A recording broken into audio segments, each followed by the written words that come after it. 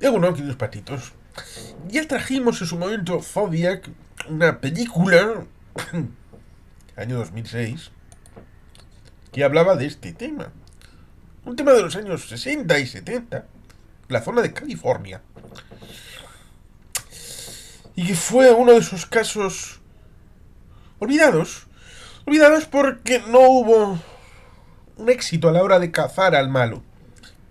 No se le identificó como, por ejemplo, aquel caso de el saltador en paracaídas, que todavía sigue un caso que no ha sido resuelto. Son los casos famosos, porque en cierta medida hay muchos casos sin resolver. Ahí está la serie Caso Abierto, para ejemplificar que el caso perfecto, el crimen perfecto, es aquel que no se resuelve nunca. No aquel caso que por la perfección del criminal a la hora de evitar dejar huellas, el evitar dejar elementos probatorios, el tratar de cerrar todos los hilos, no, a la hora de la investigación, aquellas que no llegan a nada, o la impericia de, o la situación como en esta película se ve respecto de la diferencia de competencias, la ausencia de interconexión que luego se verá curiosamente en 2001 con la situación entre agencias a nivel top respecto del FBI, la CIA, la NSA, respecto del famoso 11 de septiembre. Pero esto es lo mínimo, lo micro. Un asesino de serie, vemos otra vez como la película de 2006, que sucede un poquito como lo que ocurrió con aquella película austríaca, 2004, que es previa a la película Valkyria con Tom Cruise, y digamos que es mucho más explicativa la película austríaca que la película de Tom Cruise, que es más rutilante, estrella, haciendo aquí el papel. Pero bueno, este tipo de cosas suceden más a menudo de lo que tal vez pudiera gustarnos o de lo que pudiéramos creer. Como está el vídeo de la otra, de 2006, voy a saltarme todo ese elemento de trasfondo, porque es una película más apegada a la zona rural.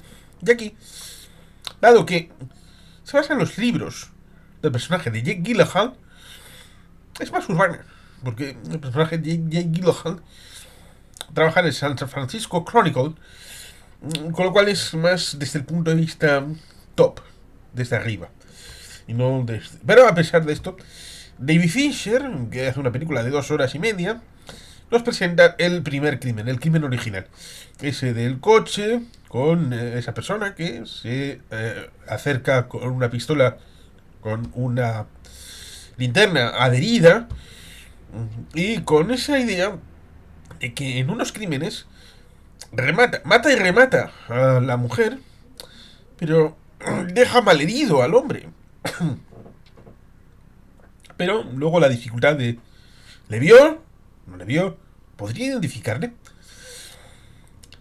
El salto de calidad, si se puede hablar en estos términos, remite al hecho de que esta persona, que es crimen, es criminal, hace unos jeroglíficos que son publicados en San Francisco Chronicle y en otros dos medios de comunicación de gran tirada en California.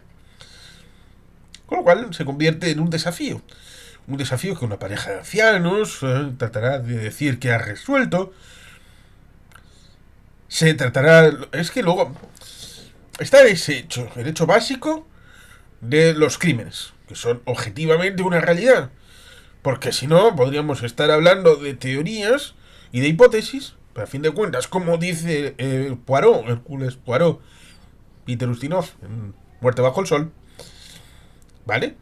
Todo el mundo tiene una coartada, pero demonios, tenemos un cadáver. Y esto es una isla.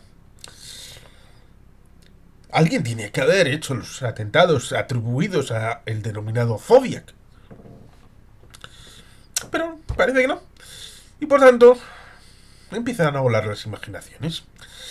Empiezan a volar las hipótesis respecto de quién ha podido ser. Y todo el mundo tiene una. Todo el mundo quiere participar de la resolución del crimen. A saber si es porque en 1962 entra el señor Nixon, Tricky Dick Nixon, que era de California. No fue gobernador en el año 62, se lo ganó Kennedy, pero luego fue presidente en el 69. Tricky Dick con el tema Watergate, la idea de tal vez desviar los intereses del pueblo, o un pueblo tratando de evadirse de la realidad de Vietnam y de la situación del Watergate, puede contribuir, no simplemente la difusión de películas como TV Movies. Ahí empezaba Colombo, por ejemplo, que eran excitar la curiosidad del público, eran como sudokus de la época a la hora de tratar de descubrir al criminal, como si al final fueran a darle la medallita de San Hermenegildo al ciudadano ejemplar que hubiera acabado descubriendo. En parte, esta situación es la del personaje de Jake Gyllenhaal, porque nos encontramos con la diferencia respecto de lo que suponen las competencias, porque está el tema de Vallejo, luego está el condado de Napa, diversas situaciones en las que se van sucediendo los crímenes. Pero ninguno de los policías es capaz, en principio, de resolverlo. Mark Ruffalo es inspector del departamento de policía, Dave Toschi. Nos encontramos con San Francisco Chronicle. Bueno, también Anthony Edwards es inspector de policía, William Armstrong.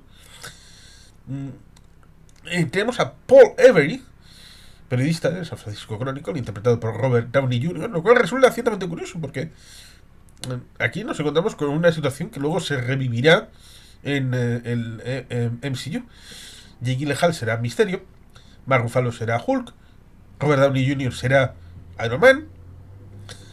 Pero sí, el elenco es interesante. Jake Gyllenhaal, Mark Ruffalo, Robert Downey Jr., Anthony Edwards, Brian Cox, Elias Koteas, sargento Jack Mulanax. Está bien, está bien. Pero empieza la cosa a desbarrar.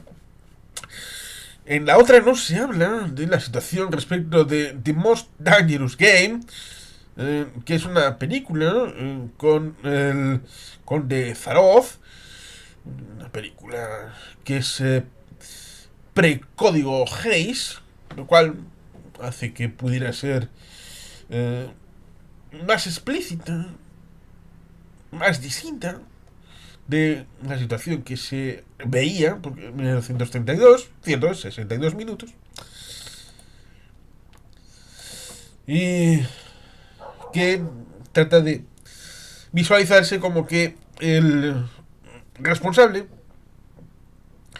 iría por la vertiente del cine, de ser un cinéfilo, porque luego acabarán haciendo películas, en parte basadas en el caso de Zodiac, por ejemplo Harry el Sucio, que tiene que ver con amenaza y chantaje al ayuntamiento, el tema de un presunto secuestro de un autobús escolar, la saga de Harry el Sucio bebe en parte de esta situación.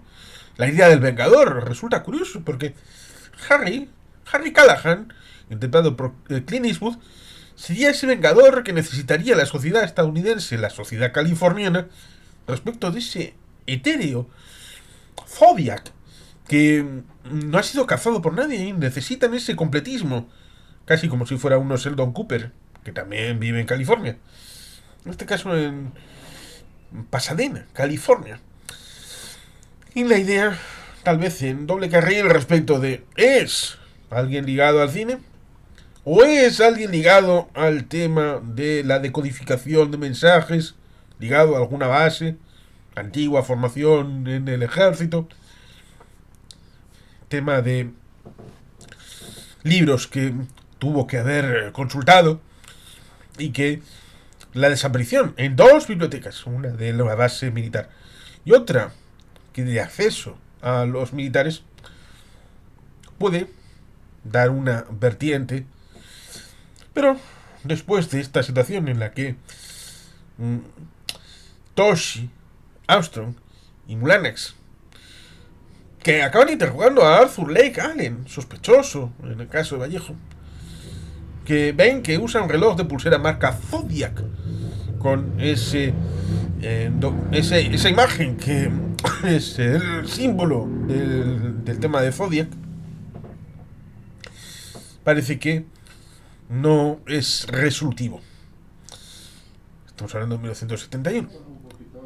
Lo cual es interesante a la hora de que luego el personaje de Robert Graysmith, que es caricaturista en el San Francisco Chronicle, pero se le meten dentro de sí la idea de que él tiene que buscar la respuesta. Pero aquí nos encontramos tal vez con esa realidad dual. Y que es retrospectiva respecto de la idea de que, claro, nos están contando la historia a través del punto de vista del personaje de Jake Gyllenhaal. Pero claro, tiene que salir bien, tiene que salir mal, es autojustificativa. Encuentra de aquella manera la que va a ser su esposa, con 2 criaturas. Pero aún con esa situación en la que está buscando, está como un perro sabueso, lo hace más allá del deber. Ya a nadie le interesa. Y no sé, resulta curioso porque sería una puesta a punto del caso de Jack el Destripador, pero en California. Creo que recordar que hay una película con el señor McDowell yendo en el espacio y el tiempo, viajando precisamente a California para convertirse en Zodiac. No sé si es así, no lo he comprobado, pero resultaría ciertamente curioso. Creo que se hizo en los años 70 esta película de viaje en el tiempo con Jack el Destripador. ¿Pudiera ser Zodiac y el Jack el Destripador?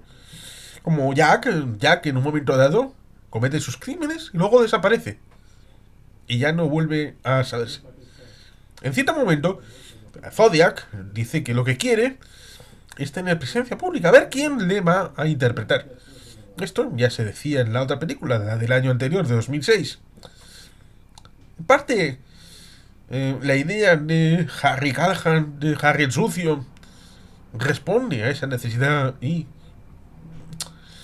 luego nos encontramos con que en ese gap del 72 al 78, luego va a aparecer, hay algunos comunicados, cosas que se dicen por aquí y por allá, que supuestamente, pero no. Los crímenes están concentrados en una época y las hipótesis en otra. Evidentemente, con el paso del tiempo, las pruebas se van degradando, se quedan en un almacén, pueden ya no valer como causa probatoria. La idea de que en principio le dejan a este aficionado, que no es ni periodista en sí, trabaja en el San Francisco Chronicle, pero tiene un trabajo desapegado a la hora de hacer una lectura en frío en sí de la sociedad a través de las caricaturas, pero digamos que le facilitan una serie de elementos en teoría que no debería de serlo para alguien profano en la búsqueda de no solamente las noticias, sino también de la resolución criminal. Pero como digo, es autojustificativa. Va degradando su vida familiar, la relación con su mujer, a pesar de que, digamos que en principio, la conexión que tiene, que es como un flechazo, debido a una componente de proximidad respecto de caracteres, al seguir profundizando en algo que en principio no va a llevar a ningún lado, acaba generando tensiones dentro de ese matrimonio. Acaba generando dificultades. Supuestamente hay una llamada que recibe sin audio, simplemente la llamada y punto. Cosa que en principio estaría ligada a Zodiac, como se ha visto en otros casos respecto de llamadas a horas introspectivas, que simplemente pueda ser para que saber que esa persona está ahí o cualquier otra circunstancia que uno pueda llegar a pensar. Y que hace que este personaje de Jake Gyllenhaal acabe mal, divorciado. Luego se dice en la parte de los créditos que acabó recomponiendo la relación con los hijos. Pero digamos que lo que Zodiac le dio, Zodiac se lo quitó. Tal vez alguien dirá, el karma. Pues el karma. Porque si no fuera por Zodiac no hubiera tenido a esa mujer. Pero el mantenerla era tarea suya, de él. Y obcecarse con la idea de Zodiac, que en teoría se dice la hipótesis, pero como digo, la base argumental de la película es la vivencia del propio personaje a través de los libros. Zodiac. Luego, en 1992, Zodiac revelado, una ampliación del primer libro. Con lo cual, está diciendo, mano, el tiempo está bien invertido al fin de cuentas porque el personaje de Arthur Lake Allen sería el descubierto. Tenía esa obsesión, el personaje de Robert Graysmith, de mirarle a los ojos, saber que es él, y después tal vez. Pero la caza es como la de Moby Dick, el Capitán Ahab, tratando hasta el último momento de llegar al final para destruir. En este caso imposible destruir, porque sería tomar la justicia por los humanos. Y eso no. La dramatización en esa casa, en ese sótano, buscando una copia de la película, la de Zaroff, esa película del 32. El juego respecto de tratar de que nos dé miedo esa persona, esa casa, ese sótano. Tal vez recordando aquella película de Hitchcock de 1960. ¿Se puede hacer? Sí, pero otra cosa es cuando uno piensa racionalmente lo que está sucediendo a la hora de visualizar realmente cuál es la escena, más allá de lo que David Fincher trata de inducirnos a través del material fuente. Lo cual, ciertamente, como digo, es una película larga en teoría, que en teoría está en Amazon Prime Video, que es donde la hemos visto, tanto esta como la anterior, la de 2006 y 2007, que son dos películas sobre el mismo asunto, como digo, con dos enfoques diferentes, una con un enfoque pequeñito, rural, como es esa otra, esta de gran ciudad, de San Francisco, y tal vez esa idea de que lo que le da el salto a la hora de ser un criminal conocido y reconocido, con la búsqueda tal vez premeditada de la fama, tal vez en ese momento en el que, como nos recuerda la película Érase una vez en Hollywood de 1969, el crimen de Sharon Tate, la situación respecto de la familia Manson, que era también un elemento que tenía tintes, como digo, cinematográficos con el tema de el asesinato de Sharon Tate, como se vio en esa película de Quentin Tarantino. Nos encontramos con tal vez la búsqueda de esa fama a través del crimen y de tratar de ver su historia, una trama construida a través de la trascendencia en la gran pantalla. Es una época tal vez que pudiera dar lugar a esto, pero como digo, la versión pequeñita, rural, la explicativa del crimen, 2006, y esta de 2007, dando esa visión más, no solamente de los crímenes, que los explica sucintamente, pero en 2 horas y media, en buena medida se va a la parte respecto de las teorías, de las hipótesis, de las pesquisas, ya sea por parte de la policía, ya sea por parte de los periodistas, de la profesionalidad, la idea de que no se llegaba a ningún puerto auténtico, la idea de la dispersión en el ámbito de las competencias, de los diferentes elementos e instancias donde se han cometido los crímenes, de la ausencia de conexión entre estas personas, de las autorizaciones que pudieran ser necesarias. También se ve claramente la ausencia de lo que tenemos hoy, porque hoy sería fácil utilizar el smartphone o redes sociales, privadas en este caso, acerca de la comunicación entre los diferentes elementos e instancias y el intercambio de información. Sería facilísimo para el personaje de Jake Gyllenhaal ahora mismo entrar, si le dejan, entrar en una zona de pruebas, si tiene un elemento, no digo un móvil, pero algo que pudiera ejercer la compartición de imágenes, pudiera utilizarlo para remitir esa información a sí mismo o a otra tercera persona en tiempo real. Con lo cual, hoy sería en teoría diferente la situación respecto de lo que nos propone la película. O tal vez no, vete a saber. Pero ciertamente está bien transmitida esa realidad respecto de cómo era la tecnología en el momento, cómo se podía hacer esa investigación y que había que ir físicamente, y todas estas cuestiones que están bien porque remiten a poner en contexto de tal vez por qué no se llegó a nada debido a la diferencia de caracteres, a la diferencia de competencias, a la diferencia respecto de el modo de pensamiento y funcionamiento, la idea de cómo funciona la mente de un periodista y cómo funciona la de un policía y cómo de fondo, a fin de cuentas, es un criminal que ha cometido un delito varias veces.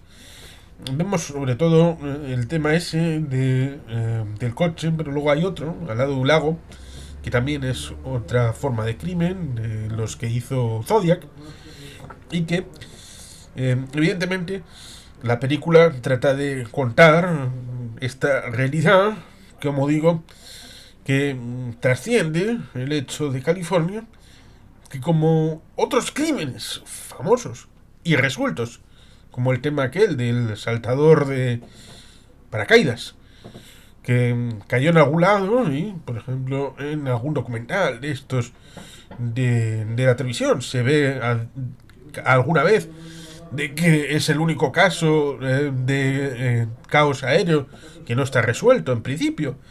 Pues son casos, como digo, famosos, en el caso de Estados Unidos, y que en cierta medida tienen esa trascendencia porque han calado en el ámbito del público, que en ese momento, en los años 70, eh, cogieron cierto auge y por tanto han quedado en la retina de generaciones, y por eso esto al final acabó siendo una producción cinematográfica.